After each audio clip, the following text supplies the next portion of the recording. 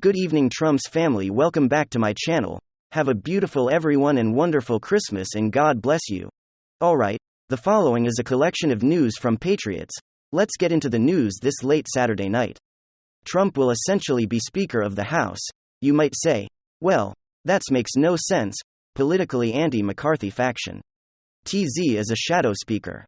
And Yahoo News Republicans play chicken with Kevin McCarthy speakership. You have about 5 to 20 Republicans who will force McConnell at all times, even if he becomes Speaker of the House, which is likely they will force him at all times.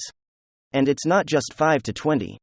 It's a number of other Republicans who will always gravitate towards Trump's domestic economic and foreign policy. Thank God. Look at what's taking place.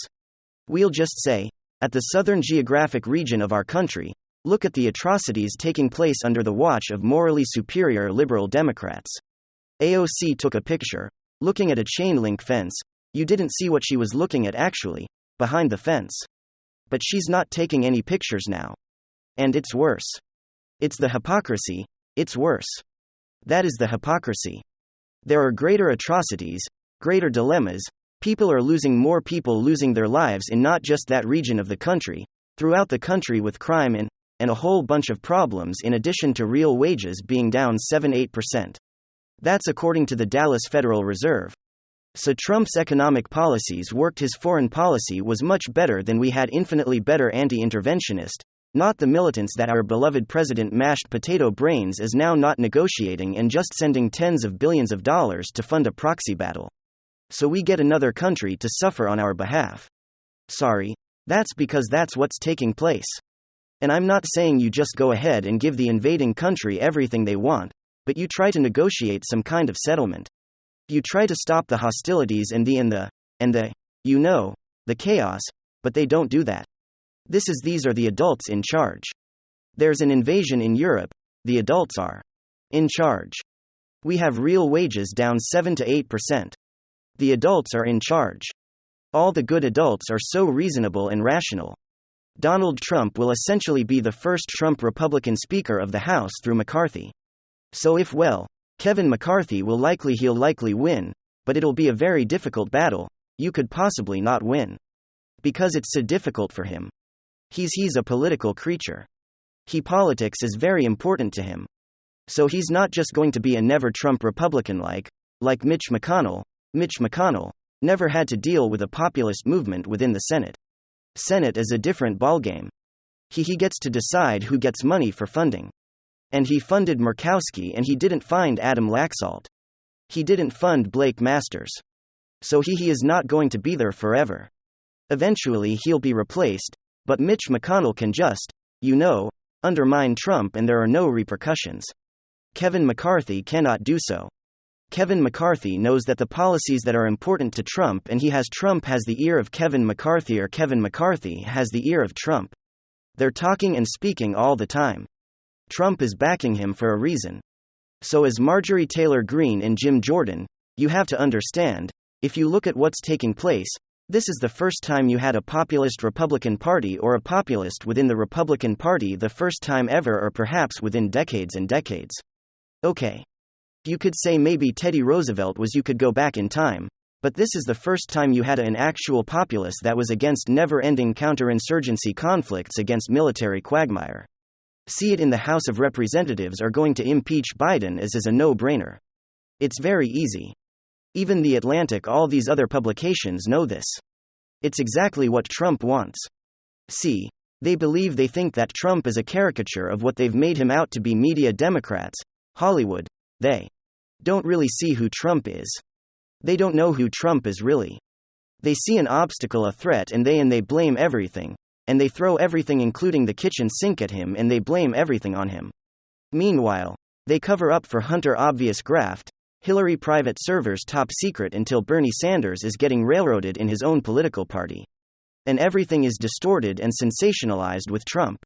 Everything is downplayed, like they say, with Biden and Democrats. Media is propping every single day with positive coverage, propping Biden up. We're going into a recession if this was Trump with a nuclear confrontation in Europe right now. I mean, it would be the end. It would be end of time scenario. It would be an end of the world scenario within newspapers and publications. They would blame him for everything. And it say, oh my God, this could be the last Christmas we have. Oh, my God, recession, another recession. We didn't have a recession. And it's troubling. Oh yeah, we did was last year. Yes. Last year in office, go ask Andrew Cuomo, Whitmer and Pritzker and every Democratic governor, why they gleefully tanked their state economies and refused to open up until, oh, go to coincidence until a day. And so we had record low and poverty in 2019.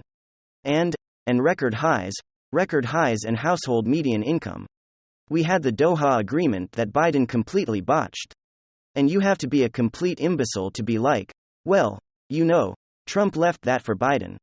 And some significant news, and I can think of nothing more wonderful to talk about than how Kari Lake absolutely ended that fraud. Corrupt Secretary of State Katie Hobbs, who of course, because she refused to recuse herself from conducting the Arizona gubernatorial election, was as a result in charge of counting her opponent's votes and overseeing a whole host of shenanigans that were, I believe, proved beyond a shadow of doubt in court. As you know, as of yesterday, and Kari Lake team wrapped up 2 days of eyewitness and expert testimony on the outright fraud that took place on Election Day America, Maricopa County, Robert Barnes, who's a trial lawyer, and follow the whole of the proceedings. I think you summed up Kari Lake's case very well when all said and done. Kari Lake's team showed first that Maricopa County officials misprinted Election Day ballots, causing mass delays on Election Day, which experts and legal witnesses testified cost Kari Lake the election. And secondly, the records required to certify chain of custody vanished as unaccounted ballots cast election in doubt. So going in reverse order, we found out that Maricopa County officials have a count of all the ballots at the processing center, but not at the original location where the ballots were originally dropped off as required by Arizona law, by the way. So the problem there is that between transporting ballots from location A, where they're originally dropped off, to location B where they're counted, there is actually no chain of custody record. We've got an accurate count of the ballots at location B but not at location A, and so there is no objective verification for determining whether the amount of ballots at location A were the same amount that ended up in location B. In other words, the number of ballots could have been tampered with during their transportation from place A to place B. And again, as I understand that, according to Arizona law, you don't have to show that there was actual tampering, you just have to show that the chain of custody was broken, and therefore there could have been tampering. So it's very much like evidence tampering. The only way evidence is admissible in a court of law is if its chain of custody can be accounted for at every single point of its mission. So you need documentation how the evidence received and where it was stored, and who had access to it. If at any point that chain of custody is broken, if there's no record of who or what was involved in the movement of that evidence, it's no longer admissible because it could have been tampered with. Right. So the Kari Lake team, I think, proved ironically, through the admission under oath of the vote record of Maricopa County, that there were no records for how many ballots were originally cast at their drop-off centers. So boom, chain of custody broken, and therefore you have hundreds of thousands of ballots that are by definition invalid. And then Kari Lake's legal team found that 48 of the 113 Pollitt ballots examined were 19-inch ballots printed on 20-inch paper, which caused them to be rejected by the vote tabulators. And so the size discrepancy is why the tabulators rejected the ballots, and why so much chaos ensued on Election Day when a mass number of Kari Lake's voters came out to vote, which according to polling and legal experts cost Kari Lake the election as her Katie Hobbs team.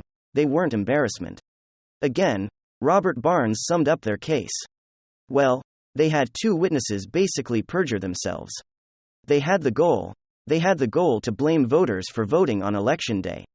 They actually claim their lack of record keeping meant no one could prove that there was any impact on the election.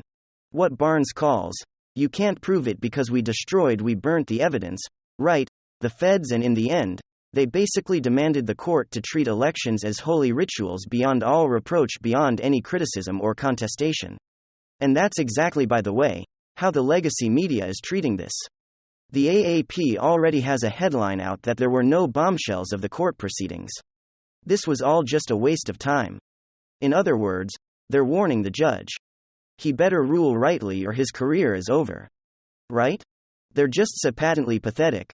This Zelensky media, they're just ridiculous. What this so-called defense suggests to me is how it reveals how corrupt regimes inevitably corrode from within. Their corruption is both the means to their power, but also eventually and inevitably, it is the means to their demise. They're so corrupt that they have no defense.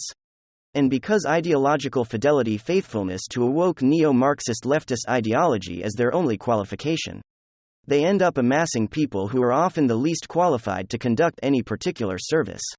And I think you saw that with how that poor excuse for Katie Hobbs' legal team, you could see that they literally had no defense and they were relying on the unflattering media coverage to intimidate this judge.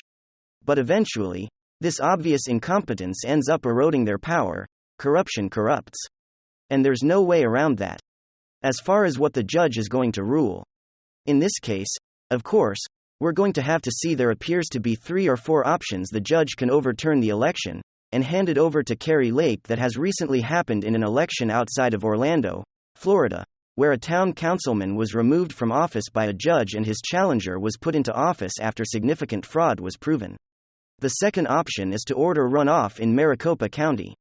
So this would in effect nullify the results of the election call for do-over, as it were. Again, there's ample legal precedent for that as well across the nation.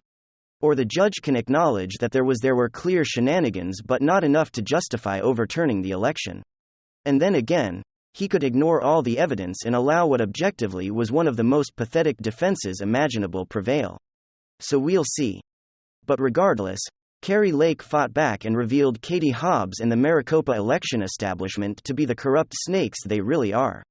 Alright guys, have a beautiful everyone and wonderful Christmas. Thank you very much. WWG1WGA.